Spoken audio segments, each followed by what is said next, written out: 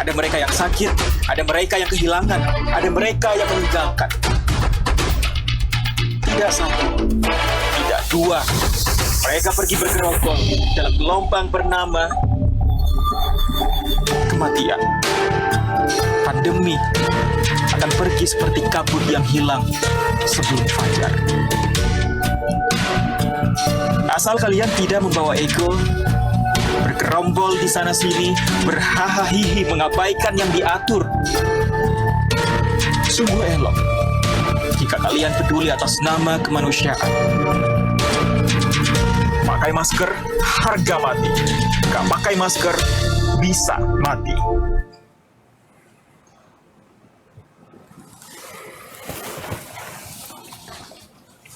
Assalamualaikum warahmatullahi wabarakatuh. Selamat sore. Hari ini saya akan menyampaikan perkembangan penanganan COVID-19 di Indonesia. Pertama-tama saya akan menyampaikan update terkait pemberlakuan PPKM level 4 di Jawa dan Bali hingga tanggal 23 Agustus 2021. Terdapat beberapa pengaturan dan penyesuaian sehubungan yang perlu menjadi catatan, diantaranya adalah pemerintah akan memperluas penerapan pembukaan pusat perbelanjaan pada kabupaten kota level 4 di Indonesia, meninjau penerapan kedisiplinan yang telah diterapkan dengan baik di lapangan. Adapun sejak diberlakukannya pembukaan sektor pembelanjaan, yaitu mal, pantauan sistem peduli lindungi mencatatkan sebanyak 1.015 juta orang yang mencoba melakukan check-in pada sistem dan telah berhasil menyaring 619 orang yang tidak sesuai kriteria pengunjung. Kemudian pemerintah mengizinkan kegiatan olahraga individu atau kelompok tidak lebih dari 4 orang dengan penerapan protokol kesehatan yang ketat pada wilayah aglomerasi level 3 dan 4 di Jawa dan Bali. Selain itu, kapasitas rumah ibadah untuk melakukan kegiatan ibadah ditingkatkan menjadi 50% di kabupaten kota level 3 dan 4. Spesifik terkait penerapan PPKM level 3 dan 4 di wilayah luar Jawa Bali, upaya pengendalian berfokus pada menekan mobilitas, penanganan di hulu dengan prioritas memakai masker, peningkatan upaya 3T, utamanya tracing, mendorong masyarakat untuk melakukan isolasi terpusat, dan peningkatan cakupan vaksinasi yang saat ini sudah menyentuh angka rata-rata nasional. Fasilitas isolasi terpusat di luar Pulau Jawa Bali dilakukan di Wisma Haji dan fasilitas umum lainnya. Selain itu, isolasi terpusat juga dilakukan dengan memanfaatkan kapal Pelni yang telah diuji cobakan di kota Makassar, Medan, Lampung, Padang, Sorong, dan Jayapura. Selanjutnya, dalam momentum peringatan Hari Kemerdekaan Indonesia yang ke-76, saya akan menyampaikan kilas balik perjuangan bangsa Indonesia dalam menghadapi pandemi. Pada tanggal 25 Januari 2021, bangsa Indonesia menghadapi puncak kasus pertama, yaitu 89.083 kasus dalam 1 minggu. Melalui kebijakan PPKM Jawa Bali dan PPKM Mikro Nasional, bangsa Indonesia berhasil menghadapi gelombang kasus tersebut, sehingga kasus terus menurun hingga titik terendah pada tanggal 10 Mei 2021, dengan total kasus 26.088 kasus, atau turun sebesar 29,29% dari puncak kasus pertama. Berbagai dinamika telah kita hadapi bersama, seperti antisipasi lonjakan kasus pada masa Idul Fitri, upaya pencegahan masuknya varian dari luar negeri, usaha menekan mobilitas penduduk, fluktuasi daya juang dalam mempertahankan kedisiplinan protokol kesehatan, strategi vaksinasi, serta peran dan respon pemerintah daerah dalam koridor PPKM yang juga diwarnai dengan berbagai mutasi dari virus COVID-19 itu sendiri. Dinamika ini membawa kita pada tantangan yang lebih berat, yaitu kasus yang sebelumnya sudah berhasil dikendalikan, mengalami lonjakan yang signifikan, hingga mencapai puncak kasus kedua sebesar 349.308 dalam waktu 1 minggu, atau meningkat 92,5% dari titik terendah. Jumlah kasus pada puncak kedua ini mencapai 4 kali lipat puncak pertama dan dicapai dalam kurun waktu 1,5 kali lebih cepat dibanding puncak pertama, yaitu hanya 9 minggu, sedangkan puncak pertama membutuhkan waktu 13 minggu. Kenaikan ini segera disikapi dengan diberlakukannya kebijakan yang lebih ketat, yaitu PPKM darurat, PPKM Mikro, dan selanjutnya PPKM level 1 sampai dengan 4 sejak tanggal 3 Juli 2021. Perubahan kebijakan ini kembali menuntut kita untuk berjuang mengorbankan berbagai hal demi menghindari kenaikan kasus terus terjadi. Dan berkat sinergi dari seluruh lapisan masyarakat hingga minggu lalu, kasus positif nasional mingguan telah mengalami penurunan selama 4 minggu berturut-turut, atau turun sebesar 41,6% dari puncak kedua. Ini adalah perkembangan yang baik, meskipun jumlah kasus masih tinggi jika dibandingkan sebelum lonjakan kasus pada bulan Mei lalu. Meski demikian, perjuangan melawan pandemi ini belumlah berakhir. Sampai saat ini, kita masih melihat laju penambahan kasus yang tajam, di mana kasus positif yang mulanya membutuhkan waktu sekitar 1 tahun untuk mencapai 1,5 juta, dengan cepat menjadi 2 juta dalam waktu 3 bulan, dan terus mengalami percepatan hingga 3,5 juta dalam waktu sekitar 2 bulan.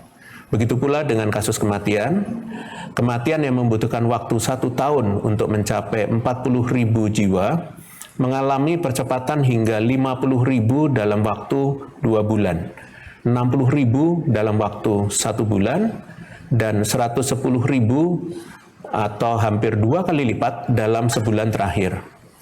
Adanya peningkatan jumlah kasus ini mendorong pemerintah untuk melakukan upaya maksimal demi meningkatkan angka kesembuhan. Kabar baiknya, kesembuhan juga mengalami peningkatan pesat selama 2 bulan terakhir, di mana kita mencapai 2 juta dan 3 juta kesembuhan hanya dalam kurun waktu 2 bulan.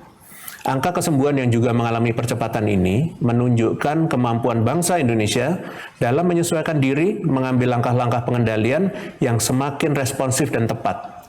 Meskipun tantangan pandemi tidak semakin mudah. Kedepannya, kesembuhan ini yang harus terus ditingkatkan agar kematian dapat kita tekan semaksimal mungkin. Di tengah dinamika perjuangan kita menghadapi COVID-19 dan tren penurunan kasus nasional yang terlihat cukup membaik pada 4 minggu terakhir, sayangnya masih ada beberapa provinsi yang mengalami kenaikan kasus. Selama 6 minggu terakhir, terdapat 5 provinsi yang lebih dari 1 kali menjadi salah satu penyumbang tertinggi kenaikan kasus di tingkat nasional. 5 provinsi tersebut adalah Jawa Tengah, Bali, Sumatera Utara, NTT, dan Kalimantan Selatan. Pada minggu ini, kenaikan kasus COVID-19 disumbangkan oleh Jawa Tengah dan Bali, yang sempat selama 2 minggu keluar dari 5 besar kasus tertinggi, dengan kenaikan masing-masing sebesar 5.143 dan 1.904 kasus. Disusul oleh Papua Barat dengan penambahan 667 kasus, Kalimantan Tengah 553 kasus, dan Sulawesi Barat 295 kasus. Oleh sebab itu, diperlukan kecermatan pemerintah daerah tidak hanya pada daerah dengan jumlah kasus yang tinggi, namun penting untuk mengamati kenaikan kasus sedini mungkin agar lonjakan dapat diantisipasi. Diperlukan pula usaha lebih dari pemerintah daerah dalam perumusan kebijakan yang serasi dengan situasi, kondisi, dan tantangan di daerahnya. Selain itu, peran aktif masyarakat yang senantiasa memakai masker, menjaga jarak, mencuci tangan, serta meminimalisir mobilitas sangat besar dampaknya dalam mendukung upaya pemerintah daerah menurunkan peningkatan kasus. Perjuangan bersama melawan COVID selama 1,5 tahun terakhir bukanlah waktu yang singkat. 118.883 pejuang bangsa telah gugur, termasuk diantaranya adalah kolega, kerabat, saudara, dan orang-orang yang kita kasihi dan khususnya tenaga kesehatan sebagai pahlawan di garda terdepan melawan pandemi. Namun, cerita kita belum selesai dan jangan biarkan cerita kita berakhir sia-sia di sini. Dengan kasus positif yang masih fluktuatif, serta adanya varian of concern dari mutasi COVID-19 yang 3 diantaranya telah ditemukan di Indonesia, maka kita masih berada di dalam perang melawan COVID-19 yang belum usai. Perang yang sudah berlangsung selama 1,5 tahun ini terkadang membuat kita lupa siapa sebenarnya musuh kita bersama dan saling menyalahkan satu sama lainnya. Musuh kita hanya satu yang harus kita kalahkan bersama, yaitu virus COVID-19. Untuk itu, dalam semangat kemerdekaan ini, saya ingin menyampaikan bahwa tujuan dari perang melawan COVID-19 ini adalah merdeka. Tentunya, merdeka bukan diartikan sebagai lepas seutuhnya dari COVID-19, namun mencapai kehidupan normal baru demi menuju masyarakat produktif yang aman COVID-19. Dalam mencapai tujuan merdeka ini, perlu setidaknya 3 modal utama yang membutuhkan penguatan secara terus-menerus. Modal pertama adalah kepatuhan protokol kesehatan. Tidak ada cara yang lebih efektif dan paling mudah dibandingkan patuh dalam memakai masker dan menjaga jarak.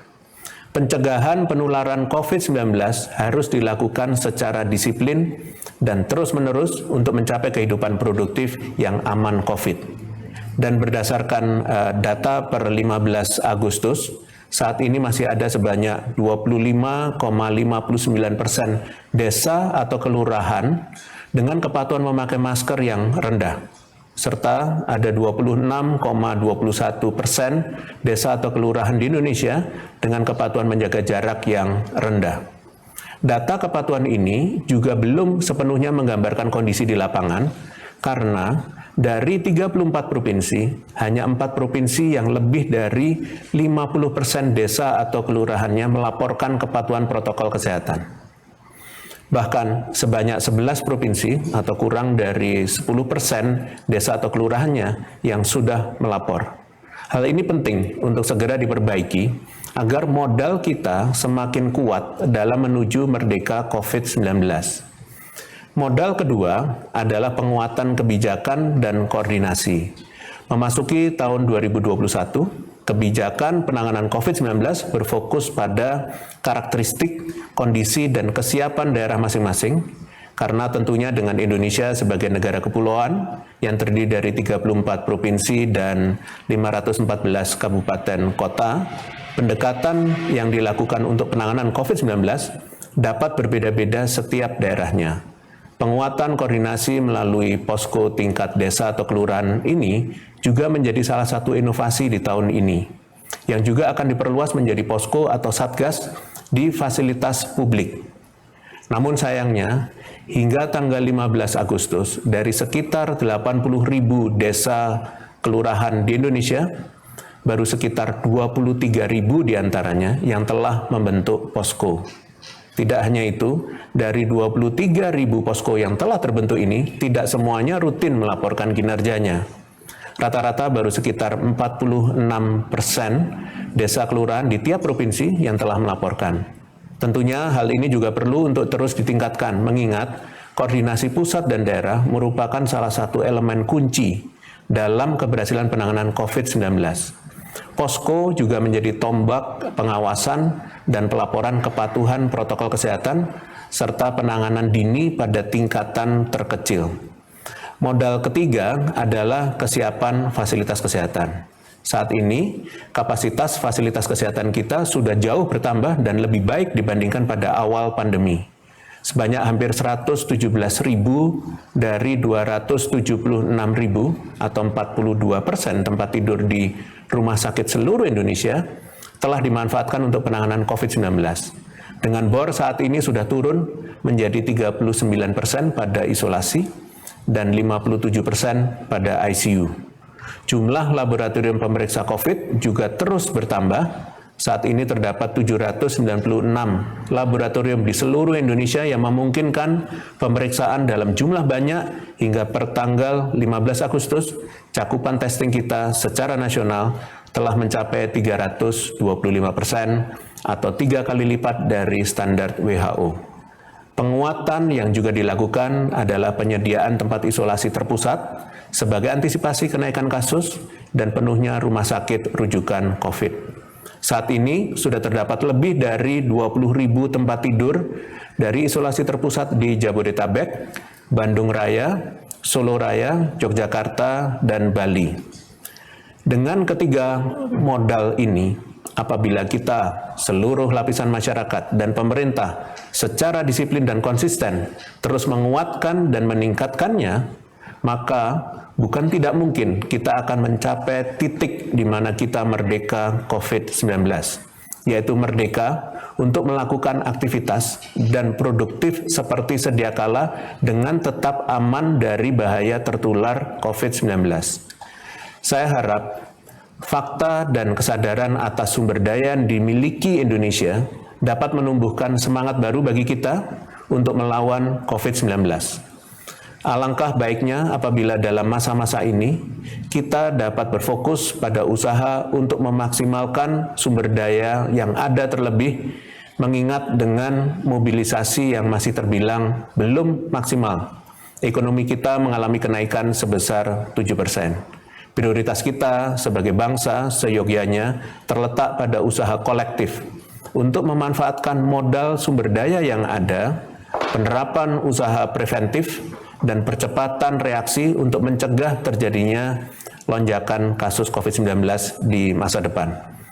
Khusus kepada pemerintah daerah di provinsi yang masih angka kasus positif, penularan, dan kematiannya masih tinggi, ingatlah bahwa keberhasilan Anda dalam mengendalikan kasus bukan hanya akan bermanfaat bagi daerah masing-masing, tapi juga bagi bangsa Indonesia secara keseluruhan. Perjuangan pemerintah daerah akan sangat bermakna dalam usaha mencapai kemerdekaan melawan COVID-19.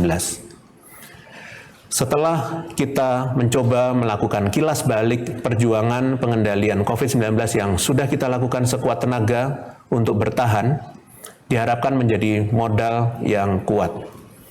Pembelajaran 1,5 tahun melakukan pengendalian COVID-19 ditambah pengalaman menangani pandemi penyakit lainnya di masa lalu maupun kondisi darurat atau bencana yang seringkali dihadapi oleh Indonesia, khususnya menjadikan bangsa kita menjadi bangsa yang kuat dan tangguh. Namun, di momen memperingati Hari Kemerdekaan Bangsa Indonesia hari ini, saya hendak menyampaikan makna lebih mendalam terkait kemerdekaan dari COVID-19. Sebelumnya sempat saya sampaikan bahwa dalam mencapai tujuan masyarakat produktif aman COVID, perlu setidaknya 3 modal utama yang berkelanjutan untuk menghadapi tantangan yang ada di depan mata. Namun, Indonesia pun perlu menyusun rencana jangka panjang. Seperti yang kita ketahui bahwa pandemi COVID-19 memberikan respon beragam dari berbagai macam negara yang tentunya menyesuaikan karakteristik dan kapasitas masing-masing negara. Oleh karena itu, kita tidak semata-mata menyamakan definisi merdeka dari COVID-19 bagi setiap negara. Dalam ilmu kesehatan masyarakat, kita mengenal 2 istilah, yaitu eradikasi dan eliminasi penyakit, untuk menggambarkan besar kekuatan pergerakan mengendalikan sebuah penyakit di sebuah wilayah. Eradikasi adalah keadaan di mana suatu penyakit tidak ditemukan lagi di dunia secara permanen melalui upaya-upaya yang terorganisir. Sedangkan eliminasi adalah keadaan di mana insiden atau kejadian baru suatu penyakit nol atau sangat rendah sekali di wilayah geografis tertentu. Berdasarkan survei yang dilakukan oleh Nature terhadap 100 ahli imunologi, virologi, dan peneliti penyakit menular, bahwa 89% diantaranya sepakat bahwa virus COVID-19 akan tetap hidup bersamaan dengan kita sebagai sebuah endemi, atau yang artinya virus ini tidak akan berakhir menghilang sepenuhnya. Hal baik yang dapat ditangkap yaitu di masa yang akan datang, kekebalan masyarakat akan meningkat terhadap virus ini seiring dengan akselerasi vaksinasi maupun infeksi alamiah, sehingga angka perawatan dan kematian juga akan berkurang, walaupun virus ada dan terus beredar. WHO pun sepakat dengan pendapat beberapa ahli, bahkan dilontarkan sejak tahun 2020 lalu, bahwa COVID-19 akan merubah stigma normal baru menjadi masa depan baru. Hal ini mengingat virus akan hidup berdampingan dengan kita dalam waktu yang tidak dapat ditentukan kemudian. Oleh karena itu, target terdekat kita yang tercermin dalam peta jalan berbagai upaya pemerintah dan masyarakat ke depan, yaitu berupaya sebaik mungkin mengeliminasi COVID-19. Upaya penanggulangan harus terus-menerus dilakukan karena agen atau penyebab penyakit masih tetap ada di lingkungan sekitarnya dan berpeluang muncul kembali apabila kita sedikit saja lengah. Beberapa hal yang dapat dilakukan saat ini untuk membentuk ketahanan kesehatan masyarakat jangka panjang oleh Indonesia, diantaranya adalah pertama, pengendalian kegiatan masyarakat dan modifikasi perilaku menjalankan protokol kesehatan. Upaya ini baiknya dimonitoring dan dievaluasi berkala demi penanganan yang antisipatif. Selama virus ini masih ada, maka proses mengetat longgarkan kegiatan akan terus dilakukan demi mencapai masyarakat yang sehat dan produktif serta aman. Kedua, mempercepat pembentukan kekebalan imunitas atau herd immunity secara gradual atau bertahap. Mulai dari pembentukan kekebalan secara regional, termasuk secara bersamaan dengan daerah aglomerasi di sekitarnya, sampai perlahan terbentuk menyeluruh secara nasional dengan prioritas populasi dan daerah yang berisiko. Jika kita telah mencapai kekebalan komunitas secara nasional, maka kita telah memberikan dan dapat cukup besar dalam upaya intensifikasi vaksinasi secara global demi eliminasi COVID-19. Ketiga, terus meningkatkan kapasitas dan infrastruktur kesehatan secara merata di seluruh pelosok daerah melalui upaya testing, tracing, dan treatment. Hal ini demi pelandaian kasus terus-menerus yang merata. Modal, alat, dan material kesehatan yang terus dikuatkan ini juga dapat menjadi modal kuat ketahanan sistem kesehatan nasional secara berkelanjutan. Keempat, mengawasi distribusi varian yang muncul dan terus melakukan pengembangan maupun pembaharuan teknologi untuk meminimalisir efek varian baik terhadap upaya pengobatan, diagnostik, dan upaya pelayanan kesehatan lainnya. Kelima, menyusun rencana ketahanan kesehatan masyarakat jangka panjang dengan melibatkan pertimbangan multidisiplin seperti interaksi antar manusia, hewan, dan tumbuhan sebagai investasi kesehatan jangka panjang. Hal ini akan sangat bermanfaat tidak hanya untuk menangani COVID-19, namun juga mempersiapkan diri terhadap ancaman kedaruratan kesehatan masyarakat di masa yang akan datang. Fakta bahwa kita harus hidup berdampingan dengan virus COVID-19 harus mampu menumbuhkan sikap optimisme terhadap kekuatan bangsa sendiri. Ingat bahwa pandemi ini bukan yang pertama.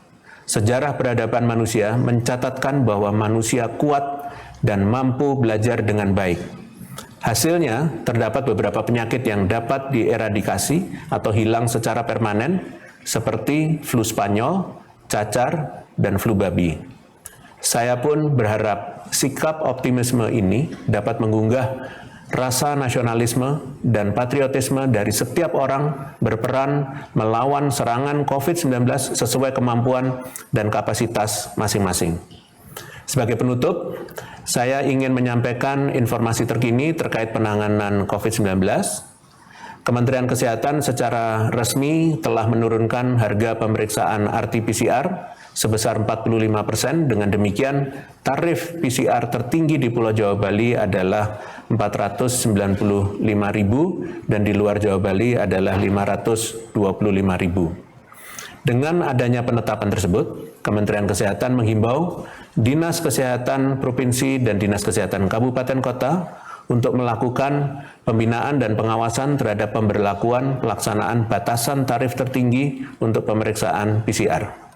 Sebagai penutup, dalam peringatan Hari Kemerdekaan dan ulang tahun Republik Indonesia yang ke-76 yang jatuh tepat pada hari ini, mungkin ada beberapa dari kita yang mempertanyakan kapan Indonesia akan merdeka dari COVID-19.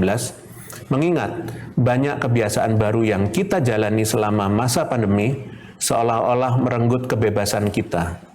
Kebebasan bepergian tanpa menggunakan masker, kebebasan untuk berkumpul dengan orang yang kita kasih, dan kebebasan lain yang dulu kita miliki sebelum munculnya pandemi. Meski demikian, baiklah kita sebagai bangsa mulai melihat perang melawan pandemi ini dari perspektif yang berbeda. Meskipun saat ini kebebasan kita seolah-olah terenggut oleh batasan yang disebabkan oleh pandemi, sejatinya kemenangan kita akan terwujud apabila kita mampu hidup berdampingan dengan COVID-19, sembari meminimalisir dampaknya pada keselamatan, membangun kembali ekonomi, mempererat persatuan dan kesatuan sebagai bangsa, dan ikut berkontribusi sebagai bagian dari masyarakat global sangat dibutuhkan pada saat ini. Mengutip pidato Bapak Presiden Jokowi, pandemi COVID-19 telah memacu kita untuk berubah, mengembangkan cara-cara baru, meninggalkan kebiasaan lama yang tidak relevan, dan menerobos ketidakmungkinan. Maka dari itu, marilah kita sebagai segenap bangsa Indonesia menjalani perubahan ini secara konsisten, agar pada akhirnya kita dapat bertahan sebagai bangsa yang tangguh dan senantiasa bertumbuh ke arah yang lebih baik. Demikian konferensi pers pada hari ini. Saya lanjutkan dengan sesi tanya-jawab media. Terima kasih. Selamat sore Prof, terdapat beberapa pertanyaan dari media. Pertama dari Hendro, berita1.com. Pertanyaannya, dalam kurun waktu 13 Januari hingga 8 Juli atau selama 27 pekan terakhir, vaksinasi COVID-19 sudah mencapai angka 50 juta suntikan. Saat ini Presiden Joko Widodo memberikan target agar dalam kurun waktu 7 pekan, vaksinasi dapat mencapai 50 juta suntikan, sehingga nantinya mampu mencapai 100 juta di akhir bulan ini. Bagaimana dengan target tersebut? Apakah bisa tercapai? Jika tidak, di mana kendalanya? Sebab vaksin disebut sudah tersedia. Bagaimana dengan vaksinator? Terima kasih. Baik, terima kasih berita1.com. Per hari ini telah sebanyak 54 juta orang atau sekitar 26% populasi Indonesia ini telah divaksinasi dosis pertama, dan 29 juta atau sekitar 14% populasi Indonesia telah menerima vaksinasi dosis kedua. Saat ini pemerintah Indonesia berusaha terus meningkatkan suplai vaksin sesuai kebutuhan. Sampai dengan Desember 2021 mendatang akan ada sebanyak 261 juta dosis dan akan dapat bertambah dengan berbagai perjanjian bilateral dan multilateral lainnya. Pada prinsipnya, pencapaian target vaksinasi dapat terwujud didukung dengan sinkronisasi data pusat dan daerah. Mekanisme operasional dan logistik dengan harapan vaksin dapat diterima oleh daerah dengan tepat waktu dan dalam waktu yang memadai sesuai dengan kebutuhan. Kedepannya, pemerintah akan terus mendorong setiap daerah melakukan percepatan vaksinasi untuk segera mencapai target per daerah melalui prioritas daerah dan populasi berisiko terlebih dahulu. Dengan penambahan cakupan bertahap, ini diharapkan kekebalan komunitas dapat segera tercapai. Terima kasih. Selanjutnya Prof, pertanyaan dari Anadolu, kantor berita Turki. Apa tujuan utama diberlakukannya sertifikat vaksin di mall, walau ada ahli penyakit menular yang mengatakan bahwa langkah ini tidak terbukti dapat meredam penyebaran virus? Apakah pemerintah juga akan memberlakukan penunjukan sertifikat vaksin untuk masuk ke tempat lain selain mall? Jika iya, kemana saja? Terima kasih. Terima kasih pada Anadolu, kantor berita Turki.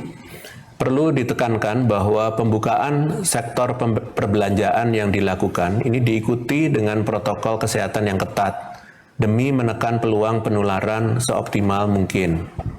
Pun melekat dengan kebijakan ini, pemerintah telah memperingati jika terjadi klaster setelah pembukaan dilakukan, maka operasional pusat perbelanjaan wajib untuk ditutup dan sementara. Dan berbagai kebijakan yang ditetapkan ini dilakukan sebagai bentuk tanggung jawab pemerintah melakukan relaksasi dengan penuh kehati-hatian. Melalui hasil pembukaan yang cukup terkendali selama seminggu terakhir, pada minggu ini, pemberlakuan pembukaan sektor perbelanjaan seperti mal akan diperluas pada kabupaten kota level 4 lainnya yang akan diumumkan detailnya dalam instruksi Menteri Dalam Negeri yang akan segera dirilis. Terima kasih. Dengan demikian, pertanyaan dari media sudah selesai. Terima kasih atas perhatiannya. Selamat sore. Wassalamualaikum warahmatullahi wabarakatuh.